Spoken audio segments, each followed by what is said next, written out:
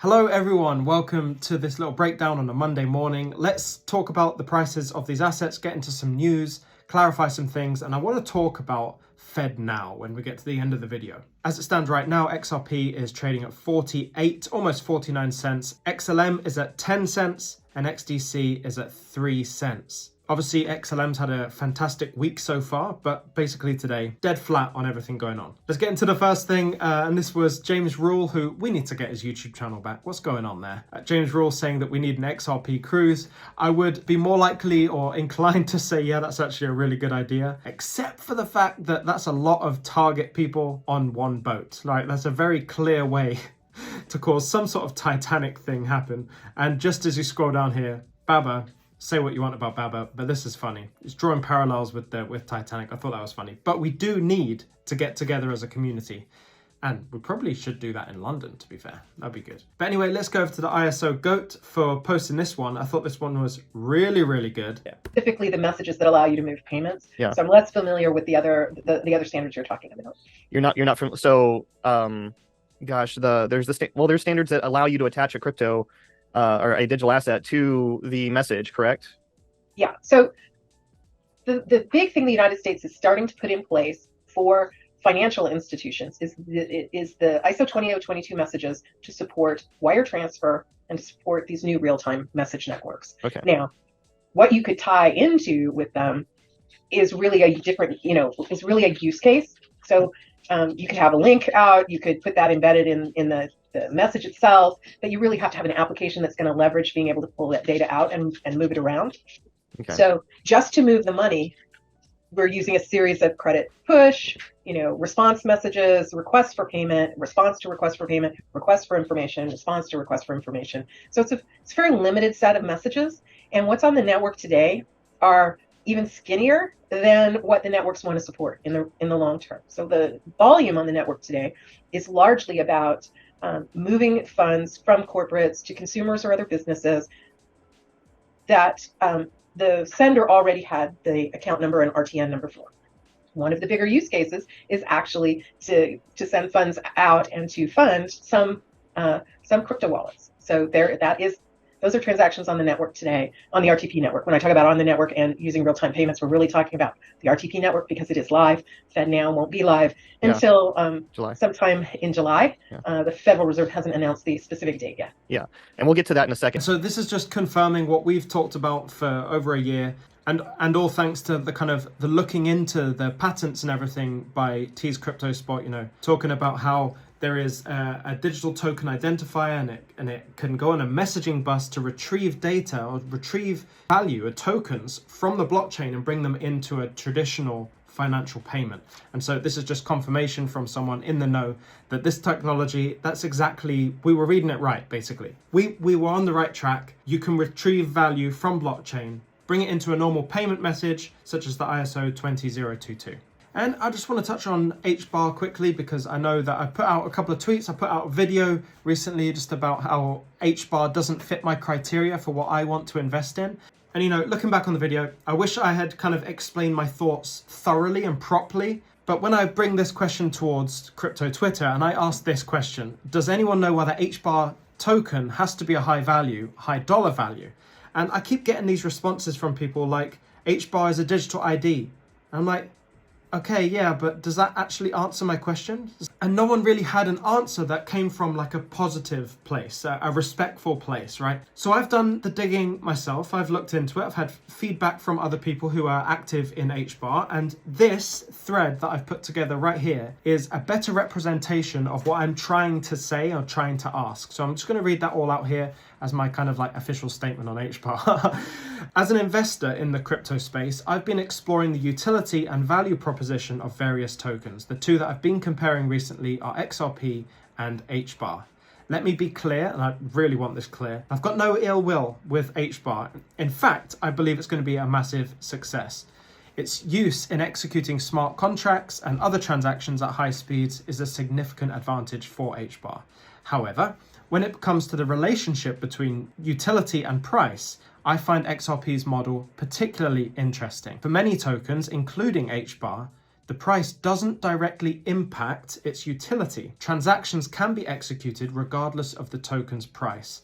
HBAR's utility is rooted within the Hedera network, where it's used to facilitate various transactions, including the execution of smart contracts. This utility remains consistent regardless of HBAR's price, meaning its functionality isn't directly tied to its market value. But XRP operates differently when it comes to settlement transactions. In these cases, the price of XRP does matter. For example, if XRP is used to settle a $1 billion transaction, the price of XRP needs to be high enough to cover the value of the transactions. This means that as the demand for settlement transactions on the XRP ledger increases, so does the demand for XRP. And if the supply remains constant, the increased demand can drive up the price of XRP. So while both HBAR and XRP have their unique use cases and advantages, as an investor, I'm particularly interested in XRP because it's tied to the utility in a way that HBAR's isn't.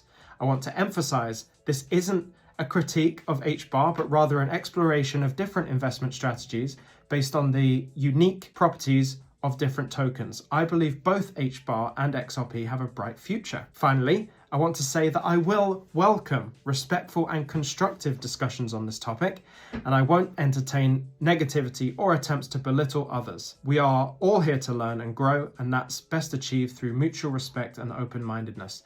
And as always, this is just my perspective based on my research and investment goals. That's as concise as I could make my overall view of HBAR. I hope that's very well understood. I saw something here, and this is ISO Go again coming through with another piece of information. And this is digging into documentation about this new SR 2023 messages that are going to be going live coincidentally on the 20th of July. From the surface level, yeah, you look at this and think, okay, Swift, great, they've got something coming out on the 20th of July. That's very interesting. But I wanted to know what SR 2023 messages were. But before I explain what those messages are, the reason this is important is because it starts to talk about RTP and FedNow, which I've been spending my whole morning becoming versed on, just so I can share information with everyone here who maybe doesn't know what all the hype about this FedNow thing is. But it's interesting because in the documentation that talks about these SR 2023 messages launching on the 20th of July, it also talks about RTP and FedNow, it talks about FedNow here and FedNow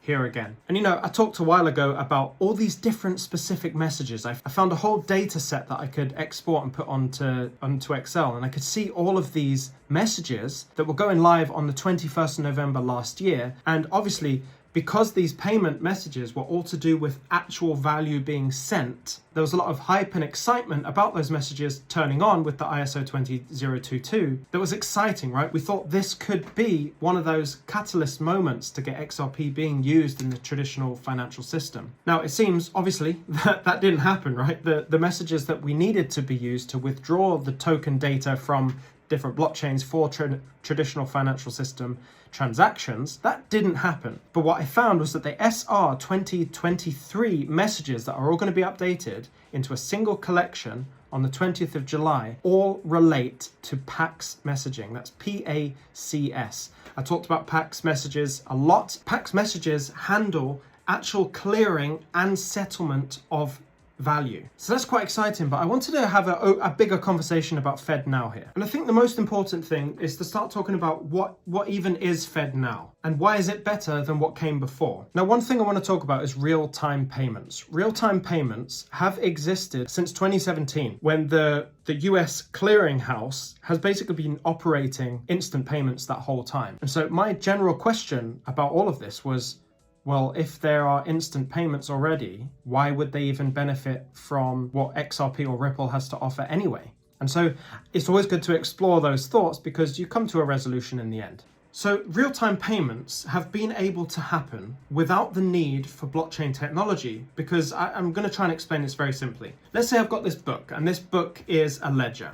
And this ledger is owned by, let's say, for example, Citibank. And this book, every page has a different bank underneath it that's within that city group. And so ultimately what you're doing is changing information on the centralized ledger, on the book that relates to all of those banks underneath. And so you're able to create instant payments because even though the layers all the way down, there's different names of different banks, ultimately it's all on the same ledger, so it can automatically transfer. It's just switching a 1 to a 0, essentially, on the same book. The problem with that is that if you operate outside of that book in a different banking group, or you're an unbanked person, or you're a financial institution that's not included on that ledger, you don't have access to instant payments. It's essentially a privately run, privately owned system for real-time payments. And so what the Federal Reserve have done is they've come out with this new FedNow system, which will allow basically anyone, regardless of the book that you're reading from,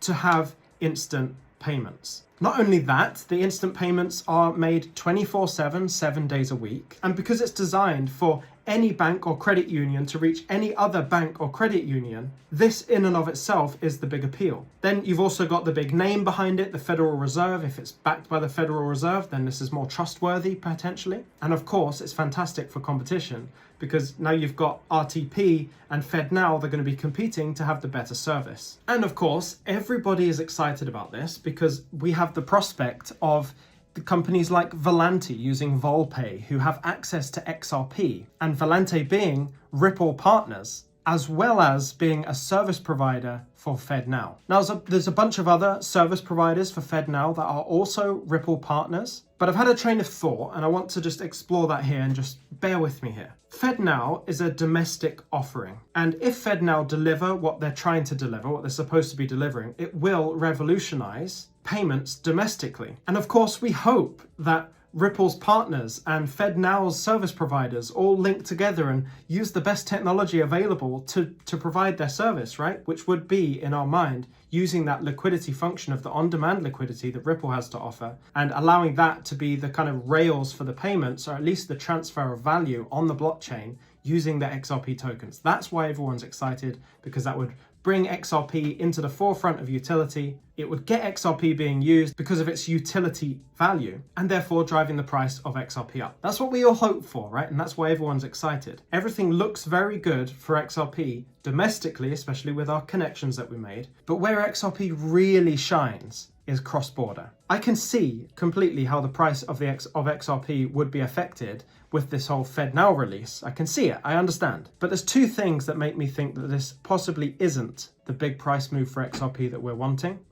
And here they are. And the first one is, like I said, cross-border payments. Potentially, these companies, or at least FedNow, is looking at cross-border payments and maybe not the domestic offering. I don't know. I don't know how these things work. I'm trying to get into their mind and try and think of ways that XRP actually wouldn't be used in this situation. The other one is that companies potentially might not want to interact with XRP at all until it has that regulatory clarity. There's no denying the overreach that the SEC has displayed here, and it's affecting everything, absolutely everything. So we can get excited and we can think FedNow's going to come out on the 20th of July, and if it's going to use XRP and it's going to use it for cross-border payments, then the court case must be resolved and it has to have ended by that point so that FedNow can provide that service. Or we can look at it to say that no company essentially is going to use XRP on this high level, on that full utility level, until we have regulatory clarity from the SEC. So I don't know where you side on that argument. I don't really know where I side on that